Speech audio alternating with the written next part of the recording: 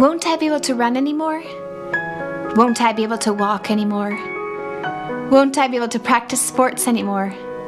All my friends, my tennis, the mountains, the beach. Mom, is it fair to die at 17?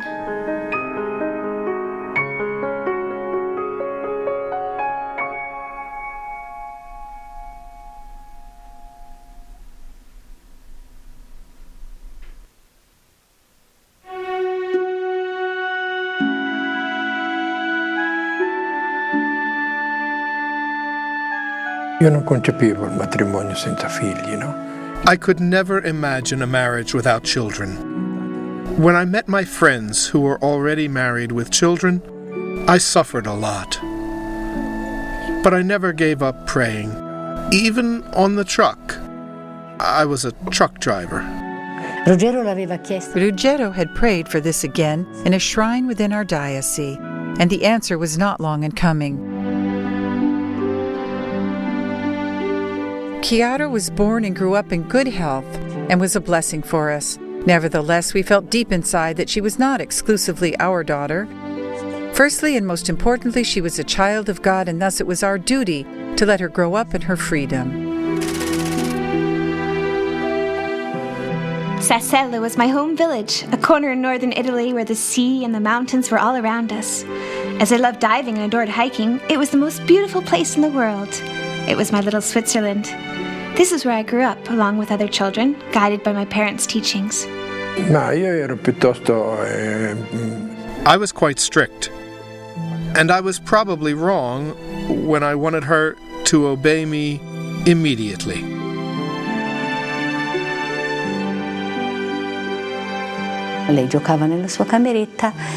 One day, she was playing in her room. I opened the door and said, "Kjāra, you've got lots of toys, haven't you? Why don't you send some to more unfortunate children who have nothing to play with at all?" She replied, "No, they're mine." After a while, she called me and asked me to bring her a plastic bag. I noticed that she was separating the toys. She put the new ones into the bag. I said, "Kjāra, these are the new ones." She replied, "You know, unfortunate children shouldn't be given broken toys." It was with her, my mother, that I started paying attention to an inner voice, Jesus. When you listen to that voice, you always do what he asks you to do. But if I were asked for my most beautiful childhood memory, I'd have no doubt at all. I remember it like it was yesterday. On that day, the lives of my parents and mine changed forever. I was 9 years old. We went to Rome for the Family Fest, a great event for families. I was so excited, but my father wasn't really. He was not very happy to go there. Ecco, io non volevo andare a Roma, anche perché... I didn't want to go to Rome, also because I used to drive my truck there every single week. We arrived at the stadium, went inside, and I distinctly remember when shortly afterwards Kjāra turned to me and said, "Dad, I'm hungry." But we didn't have any food with us. A few moments went by. Then I see a lady handing us a sandwich, and from the other side, another lady giving us an orange drink. I was so impressed by these people, their love, the way they showed it. Thousands of people, all the stands were full. With my binoculars, I was able to zoom in on the silhouette of a lady with my very same name, Kjāra. Chiara Luce, founder of the Focolare movement. Thanks to her, I was able to discover the gospel once more under a new light. I was not alone. There were other young people like me with the same desire. We're called Gen. I met Chiara after we arranged over the phone to take the train together to Genoa. I was part of the Gen movement, the new generation of the Focolare movement.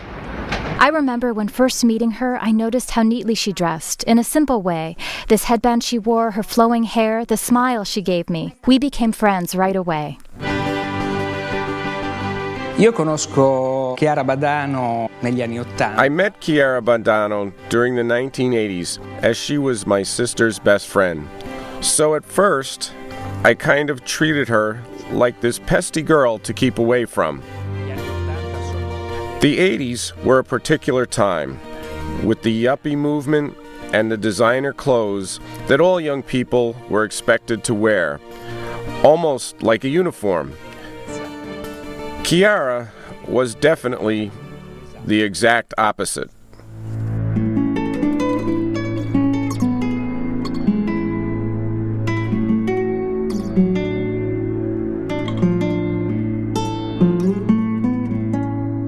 There's one thing I'd like to be, an authentic Christian, one of those that never give up. I don't want and I can't be illiterate with regard to such an extraordinary message. Living the gospel must be as easy as learning the alphabet.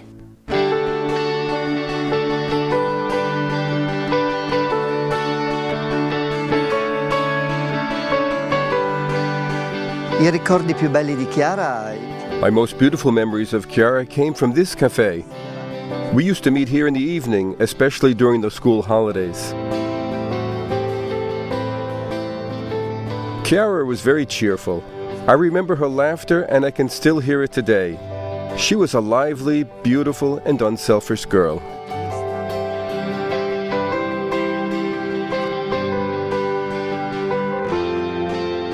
Sasella was my nest. But the moment comes when one has to leave it and fly away. In order to attend high school, we left the village and moved to the city of Savona. It was a big leap, and I missed my origins. School was hard. But despite being homesick, I could continue to live out the gospel.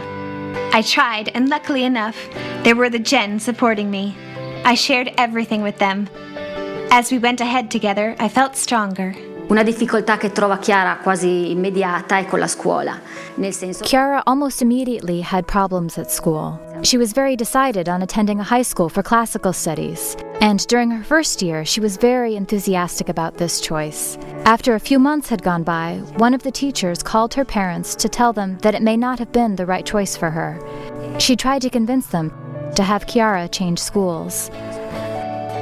But Kjāra was very determined and went ahead, which probably caused some friction with that teacher, and which led to problems with her other subjects, which continued to get worse. By the end of the school term, her final grades were just not high enough, so she didn't pass the year.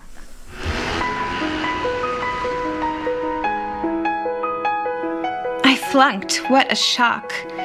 It took me quite some time to recover, and still today when I think about it, I feel sad. But this defeat made me understand an important thing Chiara Luce had said years before. There are no joys if one does not cope with sorrows as Jesus did on the cross, who felt forsaken by his Father. Now I want to choose him as my only spouse, to be prepared, to meet him.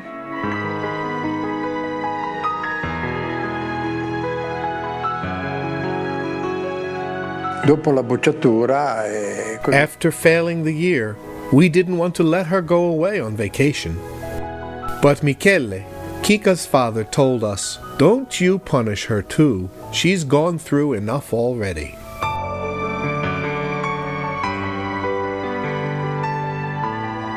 con Chiaretta ci eravamo messi d'accordo prima ancora della fine della scuola di fare una vacanza. Before the end of school, Kjāra and I agreed to go on a trip to Spain. We spent some wonderful days together. She loved the beach, and I did too.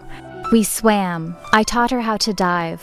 We took pictures and then went shopping, trying to speak the language. Even there, at 7 p.m., our hair still wet. As we would stay at the beach until the last minute, we would run to Mass.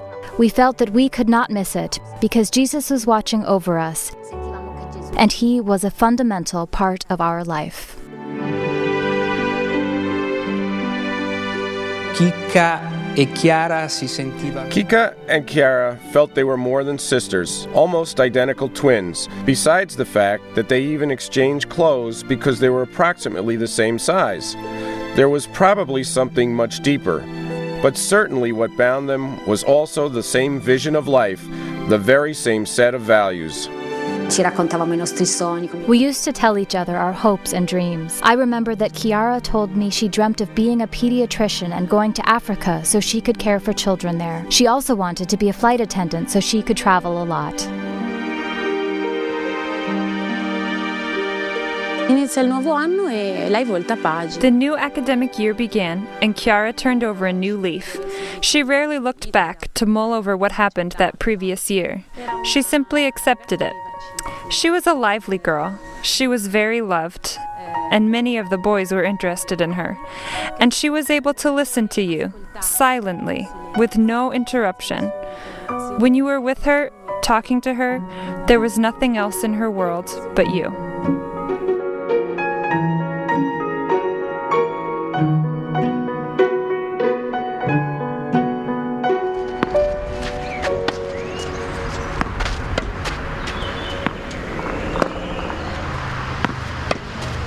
Chiara ormai frequentava il liceo e... It was at that time, when Kjāra was attending high school, that she started feeling some pain in her shoulder.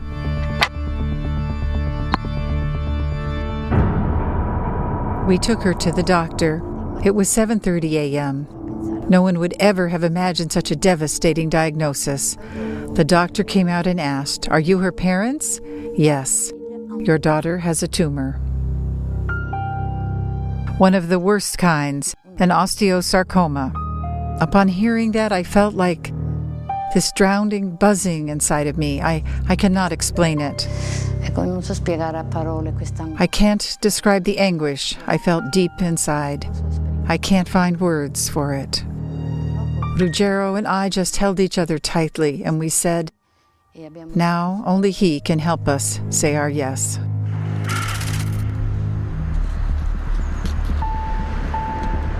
We arrived in Turin, another city, even bigger, further away from Sassello. I had to undergo other tests. We were all a bit worried. The pain was insistent and I was hospitalized. I felt it as an important moment in my life. Thus, I decided to pay a visit to the one who never left me, and I went to the shrine of Our Lady of Consolation. I needed to go to confession and receive Jesus in order to get ready for the following days.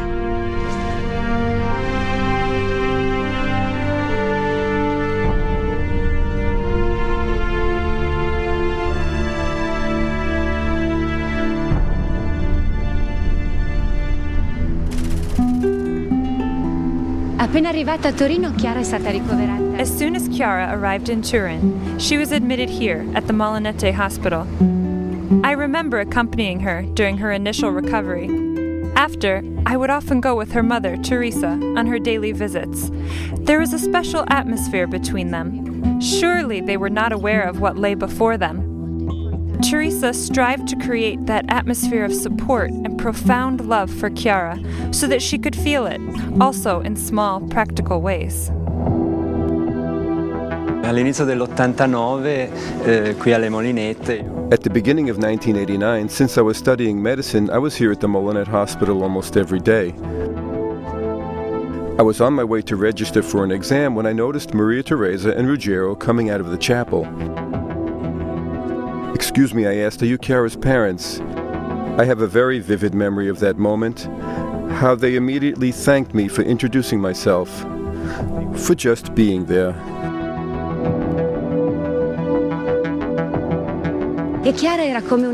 Kjāra was like a magnet. We were drawn to her by her way of speaking, by her simple way of appreciating any attention paid to her.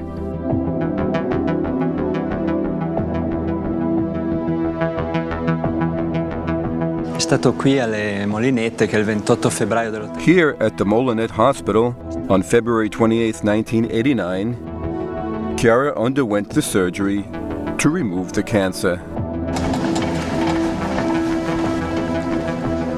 E noi siamo arrivati un po' prima che la portassero giù. We arrived shortly before she was brought downstairs. She was already on the stretcher.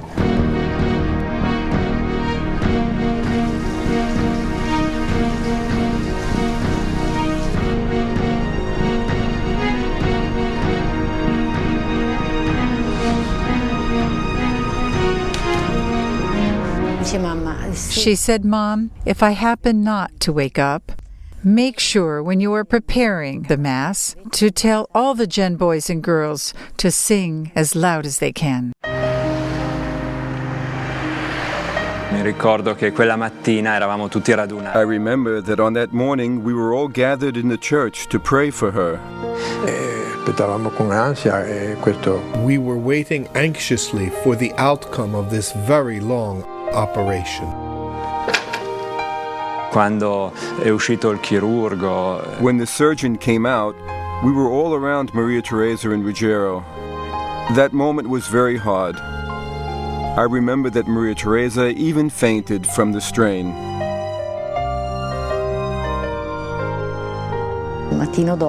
The following morning, I heard Kjāra saying as she woke up, "Why, Jesus?" I immediately got up and went to her bedside, and I said, "Kjāra, do you need anything?" I heard her replying, "If you want it, Jesus, I want it too." How I wished to go back to my village, Sassello. But it was not the right moment yet. In Turin, they were all very kind to us. A family left us their own house on the hill of Re Vigliasco. Everyone helped to give us what we needed. They needed a house, something small but comfortable for Kjāra. Well, we said, "It's not very big, but you're very welcome to it." That's how we met Kjāra and her parents. In light of all that was happening, they had such an open-hearted attitude, so rare in moments like these. It's not that they didn't suffer, but they were able to accept it.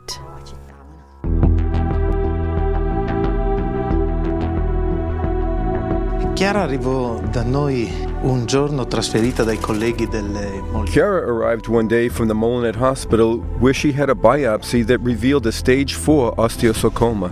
It is a rare tumor found especially in the young and quite aggressive. In her case, it was even more severe due to the rare location of the disease on the spinal axis. There were also multiple metastases, so the prognosis was extremely poor, a very serious situation.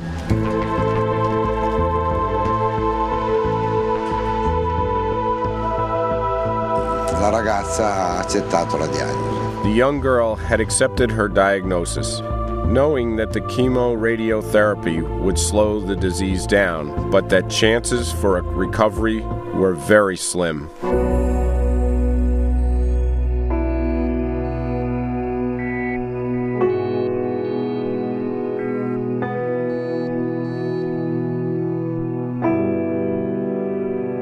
It is all clear now. I will not recover. There's no doubt.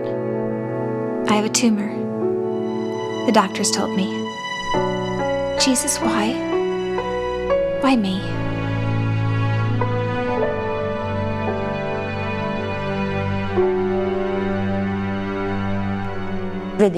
I saw her walking very, very slowly.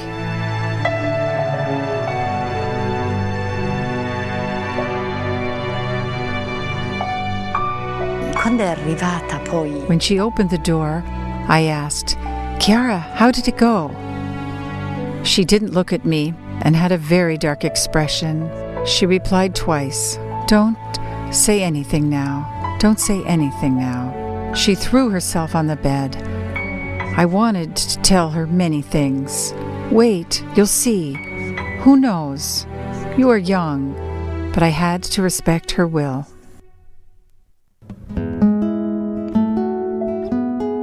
E vedevo dall'espressione del suo volto. I could see from the expression on her face the anguish Kjāra was going through. She knew that she had to give Jesus her yes, not only in joyful moments, but especially in sorrowful ones. But she couldn't. It's too natural for a 17-year-old to want to live. After 25 minutes or so, she turned to me with her usual smile. Her face became radiant, full of light, and with a beautiful smile, she said, "Mom, okay. Now you can speak."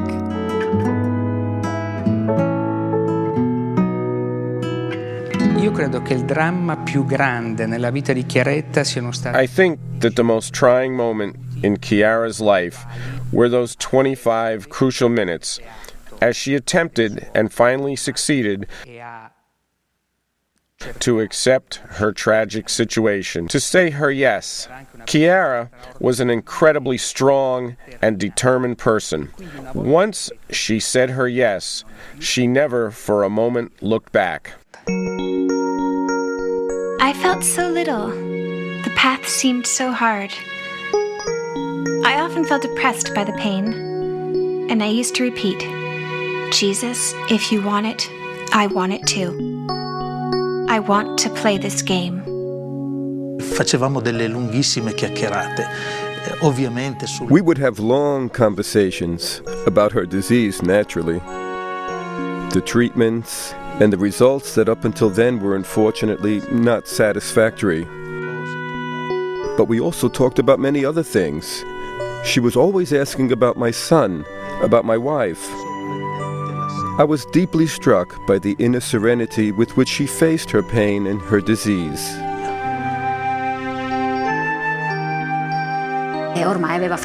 She had already undergone one chemotherapy cycle and lost her hair. I remember seeing her arrive, wearing a wig. She said, "You know, I put my wig on because I think that a lot of people would feel uneasy." She added, "When I had my hair cut, it was very hard for me. But I felt myself saying for each lock of hair falling, 'Jesus, this is for you.'"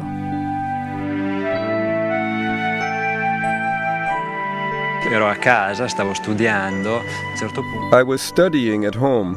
At a certain point, I received a phone call informing me that, due to a lesion on the spine, Kjāra had lost the use of her legs.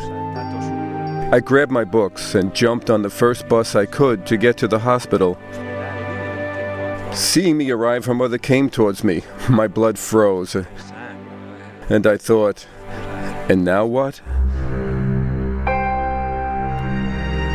Ever since my legs went crazy, my life has changed. Won't I be able to walk anymore? Mom kept saying, Jesus took your legs away, but gave you wings. Non parlava mai di Gesù, di Dio. Viveva il Vangelo concretamente. She never talked about Jesus or God. She just lived the gospel concretely. She welcomed you in her room with a smile. Only later on, I learned how much it cost her to sit up due to the sharp pains in her legs. Also, psychologically, meeting us, her classmates, brought her back to all she had to leave behind. She knew she would lose this aspect of her life.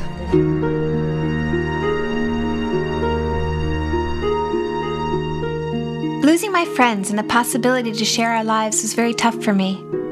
I couldn't stop that train taking me away from them. But another world was waiting for me, and I had to abandon myself to it. I felt wrapped by design of beauty that little by little was revealing itself. Mi stupiva il fatto che lei I was amazed by her serenity. We thought that she smiled for our sake. Then I thought of watching her through the keyhole to see, really, if she was always like that, even when no one saw her. And I realized she was always like that. From there, I began to understand that Jesus was granting Kjāra a special grace. In quei giorni mi trovo a Bardonecchia a fare una vacanza. At the time, I was in Bardonecchia, on vacation with some young people. For months, a number of us had already been sharing in this experience of Kjāra's. It was as if Kjāra, through this sudden illness of hers, was leading our climb up the mountain, linking us together, drawing us to follow her, on her way to reach the top, the peak, to reach God.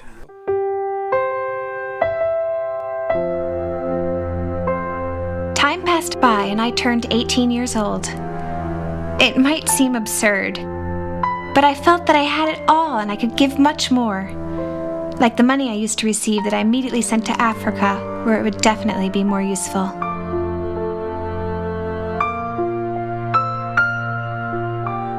Era San Valentino e dice mamma tu devi andare. It was St. Valentine's Day. Kjāra told me, "Mom, you must go to the hairdresser." "No," I said, "I won't." She remarked, "You're afraid of what people would say. Look at her. Her daughter is dying and she wants to go to the hairdresser." You know, it was a small village. Then Kjāra said, "You must go, because tonight you should celebrate with Dad." When I was on the stairs and ready to leave, she added, "Forget me, look into each other's eyes and say I love you." I never cried, but at that moment Ruggero noticed it, saying, "Now you're starting to cry?" "I'm crying," I told him, "because Kjāra is getting us used to being by ourselves." I remember that Chiara told me, "Dad, every time we have such a strong presence of Jesus in our midst, we are the happiest family in the world." Mi sono ricoverata come spesso devo fare per qualche giorno. Non si trattava solo di una semplice visita, ma di qualcosa di più, perché stavamo entrando in sala operatoria e la paura era anche tanta. Ho capito che si trattava di un piccolo intervento, con anestesia locale, niente di speciale, ma ero anche un po' impaurita perché non avevo capito bene di cosa si trattava. Ma è stata un'esperienza bellissima, perché quando i dottori hanno iniziato a fare questo piccolissimo intervento, fastidioso, ecco un po', è arrivata una persona, una signora, con un sorriso luminosissimo, bellissima, che si è avvicinata a me, mi ha preso la mano e mi ha fatto coraggio. A un certo punto, come è arrivata, è sparita. Io non l'ho più vista, ma sono stata invasa da una gioia grandissima e mi è scomparsa la paura. Mi sembrava un angelo che la Madonna mi aveva messo vicino. Un momento di Dio profondissimo. Chiara refused at this stage to take morphine because she wanted, for one thing, to remain completely lucid. I was astonished because generally one of the first things girls around her age ask is not to suffer and to be in their own home.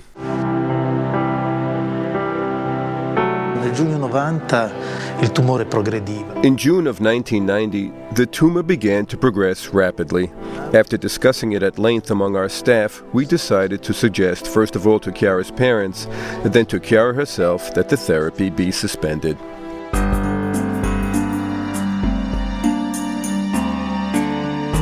The chemotherapy has been suspended. No results, no improvements. Medicine is given up. Only God can act now.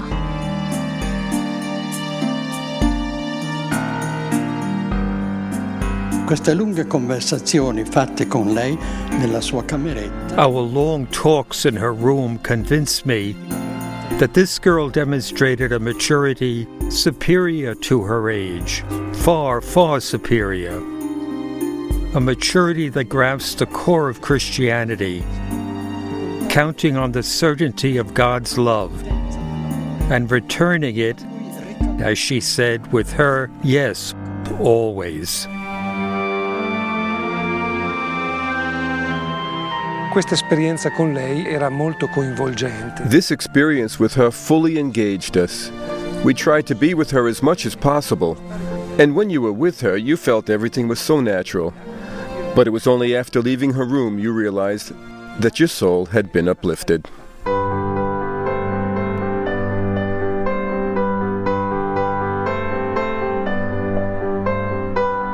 One thing made me happy. A letter by Chiara Luce. I had asked her to choose a new name for me, helping me to live the gospel better. Luce, light, she replied. It is God's light that wins over the world, she explained.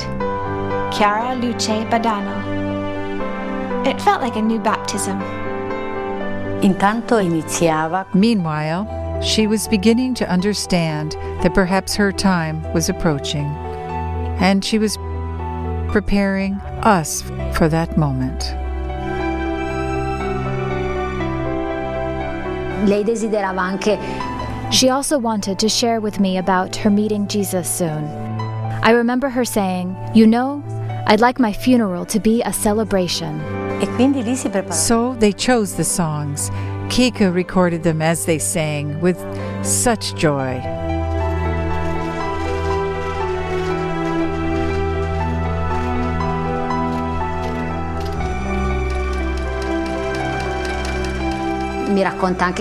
She also said that she wished to be buried in a white dress, like a bride going to meet Jesus.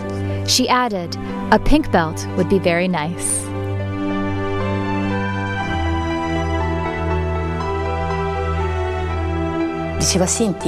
She said, Mom, while you are dressing me, keep repeating, Kjāra is seeing Jesus now. Say this joyfully. She said it 3 times. Young people are the future. I cannot run anymore, but I'd like to pass them my torch, like at the Olympic Games. The youth have one life to live, and we should spend it as best we can. A un certo momento mi fa segno così col dito di avvicinarmi. At a certain point, Kjāra moved her finger to call me to come closer. When I got to her, she raised one of her hands and she ruffled my hair and said, "Bye, Mom. Be happy, because I am happy."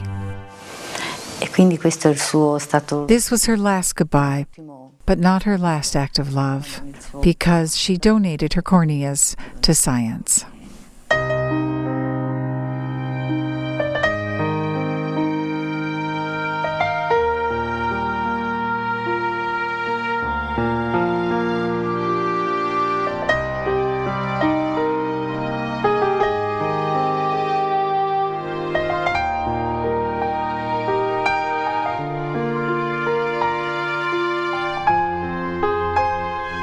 Ho capito che se noi fossimo sempre in questa disposizione d'animo, pronti a tutto, quanti segni Dio ci manderebbe. Ho compreso anche quante volte Dio ci passa accanto e noi non ci rendiamo conto. Adesso vi saluto, anche se avrei tantissime altre cose da dirvi. Ma ecco, alla prossima puntata. Ciao a tutti.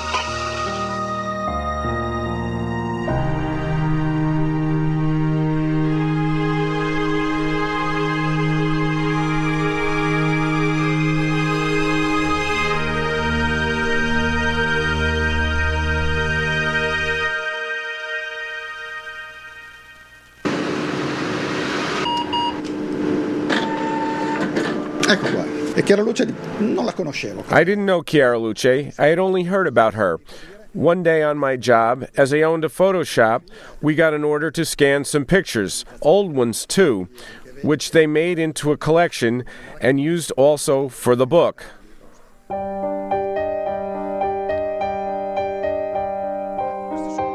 These are the 2 pictures of her most people request when they notice them on display as they pass by or enter the shop. When they see such a look on this face of hers, with these eyes that see right through you, that tells you something. Before Chiara's death, she already had a reputation for sanctity. Immediately afterwards, word spread wider.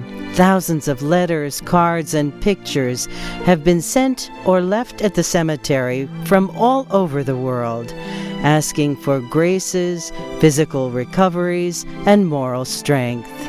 But the most moving are those children, twins born to a couple from Udine, after praying to Kjāra, and they were born right on October 7th, the anniversary of her death. A young man wrote from Sicily. He had just finished his university studies and began slipping into a depression. By chance, he went online and typed in the word luce, meaning light. The first thing that came up was her. He saw those eyes of hers. From that moment on, he wrote, "My life completely turned around."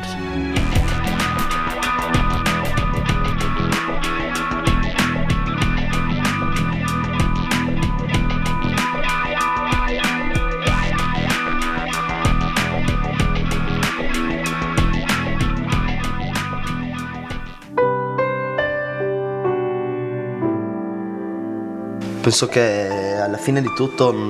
I think in the end, it's not so important to understand why something happened. but rather, what opportunity is being offered to you by such an event?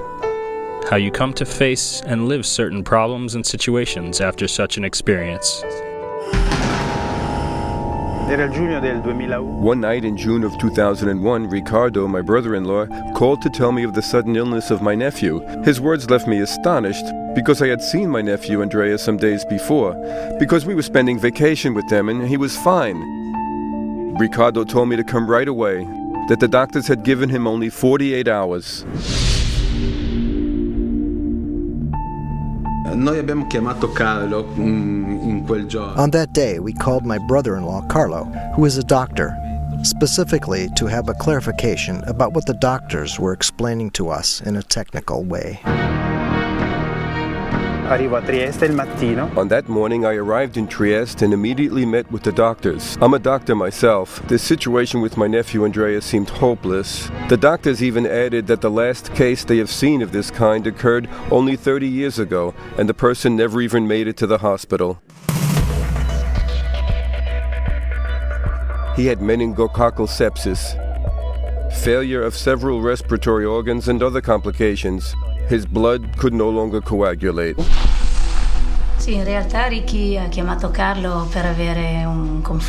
Actually, my husband Ricardo called Carlo for his assurance that things would go well. But I saw that the doctors were already showing very little hope for recovery. So I called my brother Carlo too, but to ask him for his prayers. I actually felt confident about asking her for a miracle. I had met Chiara Luce and was sure that she was a person close to God and that she could grant such a grace. I called the Badanos to ask them to come to the cemetery with me and pray. During those days, Andrea was transferred from the Burlo Children's Hospital to the Maggiore Hospital in the hope that their more advanced equipment could help save our child. But more than one person said, "Let him in peace. Moving him to another hospital is not going to do any good." Deep inside, I felt serene, believing that the grace had been granted. Then I sort of launched a challenge and said, "Tomorrow is my birthday. I'd like to see a little proof of Andrea's improvement." As a matter of fact, Andrea's platelets started increasing. Doctors noticed that his situation was improving. Even the nurse came out of the room crying.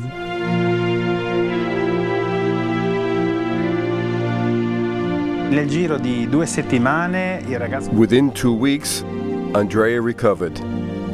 He was out of danger and was brought back home. He even passed his athletic medical exam at the beginning of school.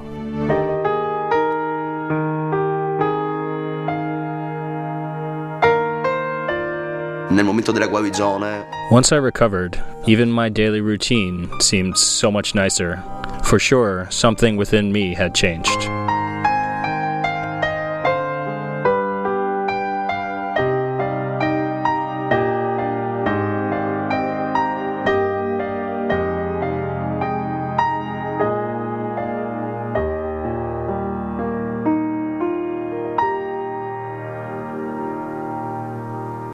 Reflection, shadow, light. Each one seems so right, but you were searching for something more. To shine bright like a sun among the million stars. To bathe with light those passing by.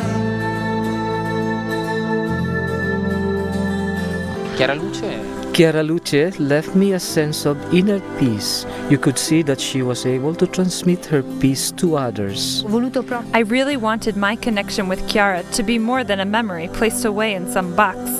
It could never fit, because our relationship lives on. I was impressed by her strong character, how tenacious she was, how she never gave up. She was a normal girl, like all the others, but with something different. She was also able to love the ones next to her, even her enemies. I like her and I want to be that way too. She was a real witness of God's love. Chiara Luce left me hope, strength, and courage. She makes me believe in going on and living in a different way. I understood that if she lived in such a way, I can do the same, also experiencing such an intimate relationship with God. It's like her secret was the simplicity of living each moment for those around her. Though her body was sick and she couldn't move, her heart could always love.